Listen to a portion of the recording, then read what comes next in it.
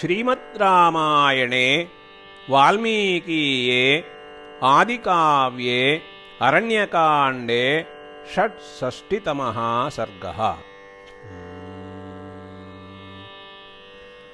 तं तथा शोकसन्तप्तं विलपन्तमनाथवत्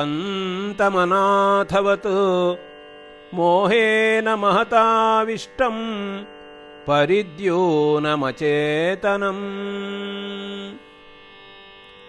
ततः सौमित्रिराश्वास्य मुहूर्तादिव लक्ष्मणः रामं सम्बोधयामास चरणौ चाभिपीडयन्।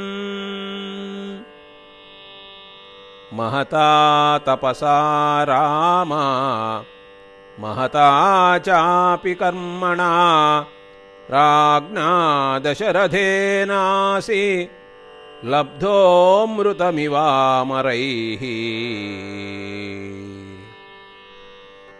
तव चैव गुणैर्बद्धः त्वद्वियोगान्महीपतिः राजा देवत्वमापन्नः भरतस्य यथा श्रुतम्।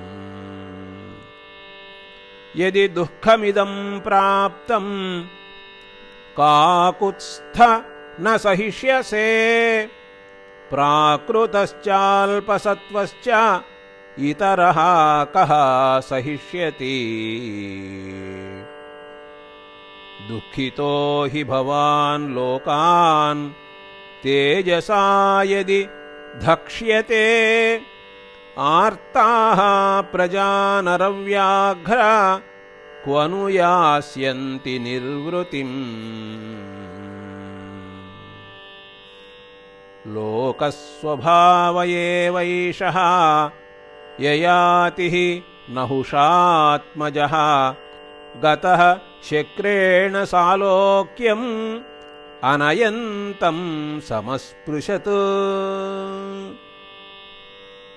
महर्षिर्यो वसिष्ठस्तु यः पितुर्नः पुरोहितः अह्ना पुत्रशतं जज्ञे तथैवास्य पुनर्हतम्। याचेयं जगतां माता देवी लोकनमस्कृता अस्याश्च चलनं भूमेः दृश्यते सत्यसंश्रवा। यौ धर्मौ जगतां नेत्रौ यत्र सर्वं प्रतिष्ठितम् आदित्यचन्द्रौ ग्रहणम् अभ्युपेतौ महाबलौ। सुमहान्त्यपि भूतानि देवाश्च पुरुषर्षभा न दैवस्य प्रमुञ्चन्ति सर्वभूतानि देहिनः। शक्रादिष्वपि देवेषु वर्तमानौ नयानयौ श्रूयेते नरशार्दूल न त्वं शोचितुमर्हसि। नष्टायामपि वैदेह्यां हृतायामपि चानघा शोचितुं नार्हसे वीरा यथान्यः प्राकृतस्तथा। त्वद्विधा न हि शोचन्ति सततं सत्यदर्शिनः सुमहत्स्वपि कृच्छ्रेषु रामानिर्विण्णदर्शनाः।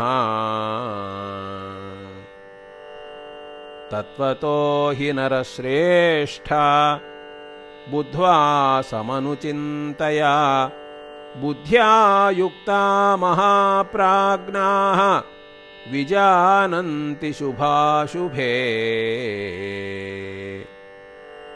अदृष्टगुणदोषाणाम् अध्रुवाणान्तु कर्मणाम् नान्तरेण क्रियां तेषां फलमिष्टं प्रवर्तते।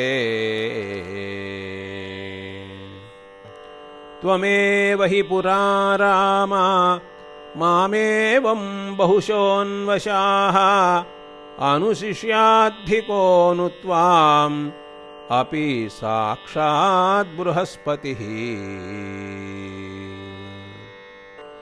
बुद्धिश्च ते महाप्राज्ञा देवैरपि दुरन्वया शोकेनाभिप्रसुप्तं ते ज्ञानं सम्बोधयाम्यहम्। दिव्यं च मानुषं च त्वम् आत्मनश्च पराक्रमम् इक्ष्वाकुवृषभावेक्ष्या यतस्व द्विषतां वधे। किं तेन सर्वनाशेन कृतेन पुरुषर्षभा तमेव त्वं रिपुं पापं विज्ञायोद्धर्तुमर्हसि। इति आर्षे श्रीमद्रामायणे वाल्मीकीये आदिकाव्ये अरण्यकाण्डे 66तमः सर्गः।